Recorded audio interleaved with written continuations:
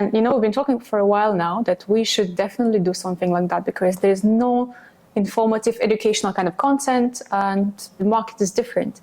So it's not really related to what's happening here.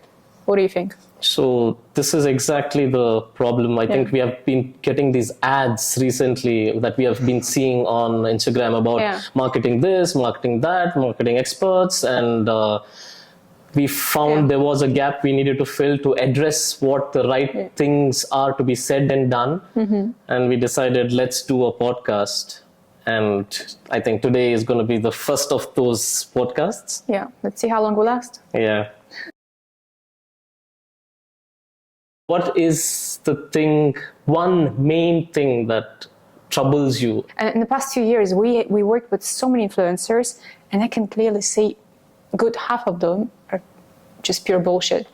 In a way that everything is bots, everything is boosted, and there is no authenticity. When you look at their pages, the grids are nicely done, the photo shoots are there, but if you look at the comment section and you see who are actually, trying to engage, it's not real people.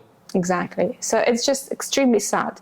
And I think this is what we were just talking about the other day, like how, we have been having this issue with influencers not giving us the right amount of, credibility that is needed. Because when we reach out to an influencer, we think that we are either going to double up our viewership or we are going to double up, the amount of followers that it reaches. Yeah. That's the whole point of the influencer marketing. Exactly. There needs to be some kind of ROI, and with influencer marketing, it's extremely hard to track it. I think the only thing that can be tracked in a way, it's a brand awareness and reach. Yeah. But in the cases when you have influencer with many followers, which are bots, what's your reach? The numbers mean nothing at that point. Exactly. And this is where we have to educate client, like, no, that's not the right person for you. Don't work with these guys because, at the end, it's going to bring you nothing. Yeah. And also, do you believe not every influencer is right for every product? There needs to be specific influencers doing specific things, right? Right. There are so many niches, right? And the best way is not to work with the biggest influencer out there. It's better to work with someone smaller, but within your niche. Yeah. The mismatch that happens very often is that a food blogger promoting, cars. Yeah. And people get really, really confused because that's not kind of content that their audience expecting from them. Yeah. But it's money, so blogger takes it and they start, doing the catalog of different things, different services, non-stop. Yeah. So this is where the biggest mismatch happens. And some brands with strong values, let's say the strong ethics and something about eco-friendly or anything in those lines, they have to carefully pick people they would be working with, because it's so important that the people who will represent your brand are aligned and carry the same values. Yeah. Otherwise, that will be a disaster for brand reputation. Yeah.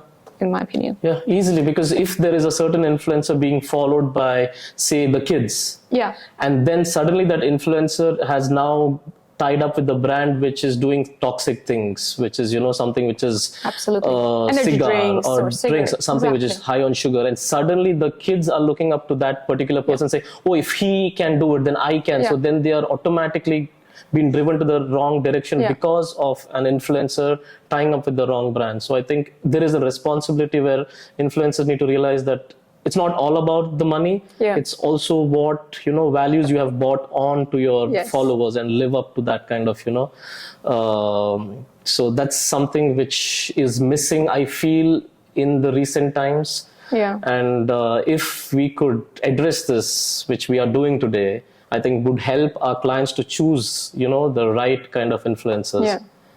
So talking about that, have you had influencer experience that you were working on a certain brand and then, you had this collaboration, and at the end of the collaboration, you realized that was not valuable? Yes. I'll tell you more. I had an experience with the blogger with over 1 million followers. And the blogger came, and because they liked the brand, the blogger came and they wanted to do something on a barter basis. So the blogger posted stories and the post and everything. And at the end, we got exactly zero response after that collaboration. And that was very funny because client had so many hopes. Yeah. And we didn't stop them in a way that they were excited, and it was kind of a barter, so it didn't really cost much. But in the same time, if someone has 1 million followers, you will expect something, at least 5-10 people following you back from 1 million. But you know what that happened. influencer is going to tell at that point? He's or she is going to say that the brand is not good enough. That's why they haven't, because it then becomes a complete blame game saying, you know, it's not me, it's you. Yeah, basically. In this case, you just stop working with and you move on, because doing the blame game, who did what, and doesn't make sense. The other case that we had was with a small micro blogger who was doing a very niche reviews. And we did a collaboration reel together with the brand with them. The thing is, we reviewed her page. We reviewed how many views she was getting, how many likes she was getting. On average, she had like 6,000 likes. And we're like, wow, that's amazing. After the video was posted, in about 3 to 4 hours, the 6,000 came at the same time, 6,000 likes. And obviously, they were all bots. And the funny thing what influencer did, she actually took a screenshot of that and sent it to us, saying, "Oh, look at this! We got a great engagement." But like, okay, yeah, amazing, good job. Yeah. Never again. So there are many of those cases. Yeah. That's why, after so many failures, we're taking it very seriously. At some points, I'll prefer not to do influencer marketing than doing it, because this is just going to be a waste of effort, waste of content production. Yeah. Negotiation time and all that. But I can tell one thing. It's not like influencer marketing is dying. Yeah. But it's not dead yet. Yes. Because there is a big room for opportunities, and you work with few. There are good people within the influencers. There are so many people I come across on Instagram. They have like 10,000 followers. But then when you look at their reels, they are literally doing 4,000, 5,000 average views. And these are guys who are actually responding to things. Like there are a lot of these food guys who are speaking about the right food for your body, and the dietitians and things like that. But they have cases that they prove that they have made a difference. And when these people actually come back and tell on the comments that how it has improved, and then they talk about that on their Instagram account, so that helps the influencers to get some kind of a genuine response. And when we look at it, for us, we feel maybe it's just 10,000 followers, but we know better that there's better engagement. So when we respond to these guys and say we need to collaborate, and we tell our clients that he or she is available, there is going to be some kind of good engagement that is going to come out of that bit. And there are so many of those guys, but they don't get highlighted because these 1 million guys who have these fake followers take out all the attention, and the whole fake kind of setups that they have about their lifestyle gets our clients excited, because they don't know the back end story. They just know that we have this guy, let's use him. But there is good people that we can still use. I think we need to reach out to these kind of influencers more, rather than look at the followers. I think this is a 5-8-year-old kind of a thing, where look for the highest followers and target them, because I don't believe that still holds any. Like, if you can see recently, Instagram is selling their verifications as well. So everyone has a blue tick. So how do you even take somebody seriously? Before, if you need a blue tick, you needed to prove that you were worth that blue tick. You need to submit so many kind of work that you've done, projects that you've done. Then Instagram verifies you and gives you that blue tick. Authentic person there. Now, we just write to Instagram saying, I need a blue tick, and somebody says, okay, you have to pay $1,000. You pay that, next day you have a blue tick. So that also takes away the authenticity of now the account. So it's made it difficult. But then I think it's our job to find the right influencers to tell our clients, these are the guys you need to work with. Obviously. So that's the thing, because influencer marketing is still a big part of the marketing strategy. We can't just, close our eyes and be like, okay, we don't want to do this because it's not effective. It is effective. And there are successful case studies that we have.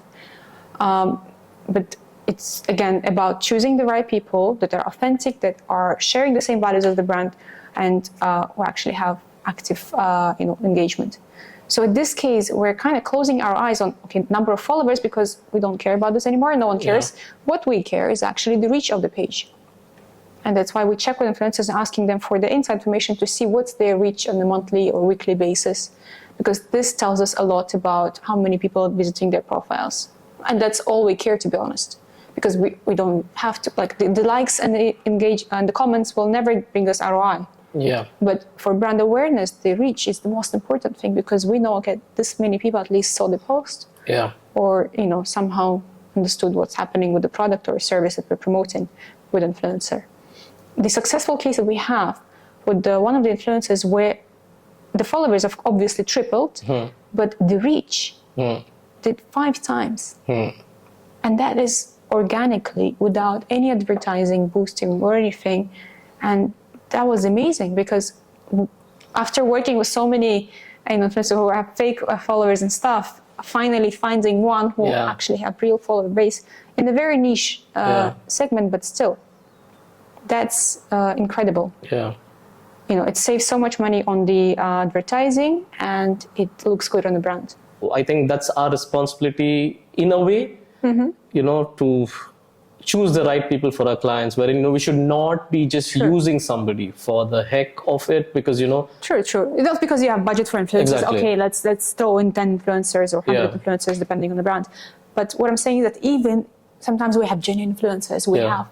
They have good engagement rates and everything, but it's never, you can never promise a client that there's going to be any results until you test and try something. Yeah. So this is a very tricky thing. You can't commit to ROI, but you can do, best job on at least increasing your reach with those. And I think with the new features for Reels, where you can have a collaboration post and collaboration video, this helps so much for the brands, because in this case, when we have a post together with an influencer, we tap into their audience directly, and that reflects on the page of the brand. Brings the best of both worlds. Exactly. Literally, you're getting access to the followers that's and already there. Many people don't know that Instagram has its own search engine system. Yeah. And that search engine system connected to what you have on your bio, what you're posting on your post, whatever hashtags, whatever captions you're using. But it's also boosted by the reach that you're having. Yeah. So if you have greater reach, you have higher chances to be on Explore page and higher chances to appear in the search, which is something that everyone requires. Yeah. So yes, it's a valuable exercise to do for a brand. Yeah. But would I say this is the full marketing strategy should be around influence marketing? No. Yeah, true. It's a supporting tool for your business. Yeah. So the moral of the story would be like, for the small businesses, start off doing your content, trying to do your research from the start. Don't just jump in blindly saying, I need an influencer to take me to the next level. No, that's not the right approach. Absolutely. First, do your bit, post content, build your client market and see who is your kind of, people. And after that, go choosing who your right connections would be within the influencer market. I think it's important thing for business owners to know, especially for small businesses, so they don't waste their budget on unnecessary things, and they can focus on their, brand reputation better and their quality content better. Great. So I think this should add some value to, the people who have had questions about, which way they should be going. So hopefully this adds some bits to that. And I think we can do in the next podcast, the top things that small businesses need to grow. Yeah, I think since we have already kicked this off, I think now there's going to be things that we will be able to talk about. So awesome. I think good first one. Good first one. Perfect. Let's go. Then. Let's look forward to the next one.